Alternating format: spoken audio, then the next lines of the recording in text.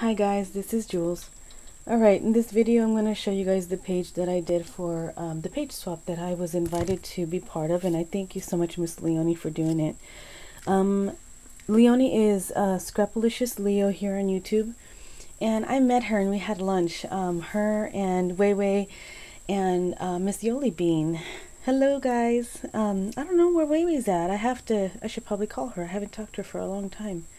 If you guys know where she's at, tell me, because I don't know what's going on with her. But we had lunch when I went down to LA back in April. Yeah, it was like April or so when Lisa's uncle got sick. But Leonie sent me a message and she asked me if I would be part of the page swap that she was hosting, and I think it's her first one. So I'm going to show you the pages that I did. Now again, I did a video on all of the pages, but I was not feeling good. I mean, it was really not feeling good in the video, and I don't like the way that I sounded. I don't like to sound down and bring people down with all that, and I was almost in tears, and I just don't want to do that. So I'm redoing the videos, and two, I couldn't upload the ones that I had done already, so I'm redoing them all today. So still it's Sunday. And this is the page that I did. This is one side of it. Now what I wanted to do is okay, well, the challenge was to do do one side that was what do you call it, interactive. So this is the interactive part. And then she said that the challenge was distressing, so I wanted to do as much distressing as I could. And I have a Distress-it-all, and for newbies, for you guys that don't really know what a Distress-it-all is, it's a little machine. It's about this big. It's about maybe 5 by 3 inches or something, 5.5 by 3 inches. And it's by a company called Zutter, and there's this little slit in the front side of it and a button on the other side, and you run paper and you run chipboard and cardboard or whatever through it, and it chunks up like it's not like not quite like a razor, but it kind of does what I guess clippers would do, and it will like scratch up the sides or the edges of whatever you put in there. Let me put the macro on for you, and this is what it looks like. Move my light a little bit. So this is the edge of the paper, and it looks really chunky. So it's like really, see how close up it is? It's like tore up.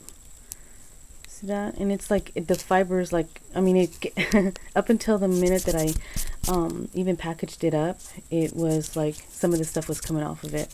But it like just really scratches it up, and you can see that. And the black that you see on it, I didn't do that. That's from the paint that it like rubbed off from this I think it's this side. Yeah, this side of the page. And it just, I don't know, just kind of rubbed off onto the edges there. So it did a really roughed up job, which is what it's supposed to do. It's supposed to make it look really distressed. So the entire thing is like that. I think I'm going to do a product review on it, because I think I need to warn you guys on something on there that I haven't heard in a video yet, but I think I am going to do that. Also on the iRock, I have an iRock tool, and I have some things that I want to share about it. I love them both, but I want to just share some things that maybe you haven't heard, so that's just me though. Okay, so this page is the interactive side. And so, okay, the challenge was distressing. So I distressed everything that I could, whether it be with ink or the Distress-it-all or my little Tim Holtz paper distresser, which for newbies, again, there's a little tool that's called a distresser. And if you don't really know what distressing is, let me know. I can do a video to show you and demonstrate some things. This is by this dude by the name of Tim Holtz. And he made this little tool, and you can see the little shiny, let me put the macro on again. But there's little razor blades in there, in each little nook. And those razor blades, you run paper across. So I have this itty bitty piece of paper here. And what you do is you put your paper in there, and then you rub it. And you can see that it's scratching it up. So this, it starts to snow in here when you do that, when you do a lot of it. Before I got this, one thing that you can use is a nail file. I have a coarse one, so that you can see it does the same thing, but it snows like crazy in your room and it'll be dusty all over. So that's the distresser tool. There's another one. I can't remember who it's by right now, but anyways, that's what distressing kind of is, when you rough up the edges. So I did that with the ticket, and I did that with, did I do that on here? Yeah, I did a little bit on this tag. Okay, so this page here is, again, the interactive page that I added a black eyelet and a brad. Now, for me, I don't like having the back sides of the brads showing, so I ended up hiding it with a punch flower, a paper punch of a flower. And so using hot glue to make sure that, and pressed it all the way down in there, I just used that. And it is a vintage piece of paper. It's a hymnal from, you know, from the church music books. So I buy pages that are really, really old from books that are really, really old, by a friend, like, her name is Katie. Anyways, I can put a link if you guys are interested. But I do have some hauls of things that I bought from her, so if you're interested.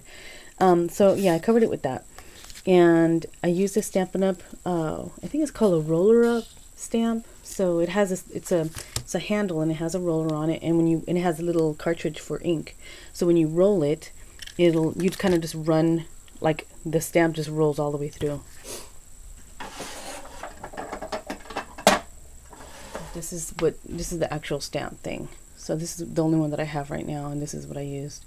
So this is attached to something, and there's an ink cartridge in the handle part, and it rubs the ink on there. So as you run it, it'll pick up ink, and then it'll apply it on your paper. So, and I love that stamp a lot. It's one of my favorites. So I used it here, and there's some of the distress ink showing the vintage photo that shows there. And I stamped the word Amor on there. And then I have the stamp that I bought at the craft warehouse. It's these little guys, little stamps, C love D's or something like that. I don't even know what that means, but anyways, it's this little stamp for a journaling spot. So I stamped that on there, and this is what it looked like. So I used craft paper for that. And so when you open the 4 petals, yeah, I like using the 4 petals flower there. I stamped it, and I just folded it out like an accordion, and it's distressed on the edges. It's roughed up on the edges, and the ink's on each little crease too, and it's like rubbed off on the edges there. And I use this paper by Creative Imaginations, and I don't know what the paper collection is called, but it is by Creative Imagination. So it has a lot of this, like, here's some pieces still left. Oops. Like this love. And this is the paper that I used to make Maria's mini, that vintage rock that I titled mini. You see the luck and the heart, and then the heart with the wings. That's why I used this charm that has the heart and the wings. And so yeah, you just fold it back in there, and ran the string under my distress tool, and to give it that stained look.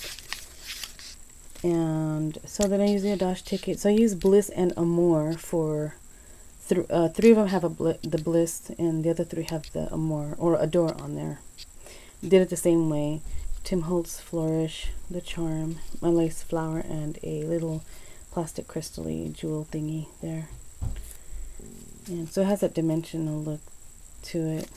And this tag is just has a Stampin' Up stamp on it. And this is my tea dye tags that I make and I sell on my blog, and it says grateful for you. And I really like the stamp set. It's really cool and just vintage looking. It's just very pretty. So I distressed the edges, see? But I use the little tool that I have. And then my just says thank you for being part of this swap, made by Jules, and my email address and my blog. And painted it black and did the crackle effect, and then red on top, and then I just did that crackle look there. Oops. So And then the satin ribbon, just stapled it on there. So I got an email from Leonie today, this morning or yesterday. I can't remember when she wrote it, but I just read it today, and she already got my pages. So, and she liked it, and I sent everybody a gift. Everybody that was in my group, you guys got a little gift from me, so expect that with my page. Just a little something to give you some love and show you some love.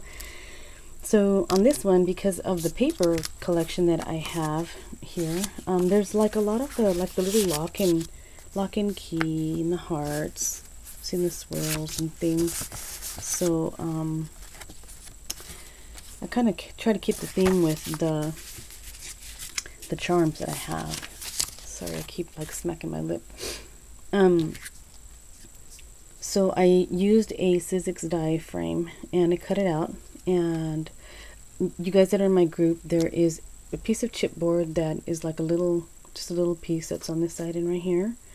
And that was just to border and to help stabilize the tag when you put it in there. And there's a tiny little piece up in this corner here. So there's nothing in here on this edge, because I wanted it to be free so that you guys could do your binding and put your holes in and stuff. I used a lock and a key for a charm and my red lace on my tea-dye tag. So I used a ledger stamp for this. And I just stamped it lightly with Vintage Photo Distress ink. And you can see the stains of from the tea. And I didn't use an eyelet there. I didn't feel like it needed it. Did a more on there too. And then I had originally painted it like green and gold and stuff on before, but I didn't like how it was just too much gold. So I did red and then black embossing with this Tim Holtz stamp that says love, and it has that frame on it. Some ribbon that was given to me in a rack a bit ago by Teresa at my Scrap World. Thank you, Teresa. And some charms that I bought myself. Little flower one. This was actually it's a bead cap, so it's a kind of it's cupped shape. I don't know if you can see that there, but a bead sits on top of that as you make your jewelry or whatever. So I started to make flowers, but it was taking me too long and I didn't feel good that day, so I didn't finish doing all of the beads or the flowers, sorry. So yeah, I made the frame have that little frame piece there so that this sits really nice in there and it doesn't stick to, like if you use your dimensional stickers, sometimes whatever you put in there will stick to it, and I'd rather not, didn't want it to do that, so I just used the chipboard on the edges, and then it just frames it so it kind of just sits solidly there. So I think that's it. So this one's my page, so it's just sitting here waiting for the rest of them to come in, and then I can bind my little mini together. So the size was supposed to be 4 by 4 and a square, so that's what I did here. And yeah, not a whole lot of elements to it, but it's just enough for the little 4 by 4 piece size. So this one is my page. All right, you guys, I just want to share it with you, and hopefully this video will upload. So thanks for watching. I appreciate it. All right, Jules signing out. Talk to you later. Bye.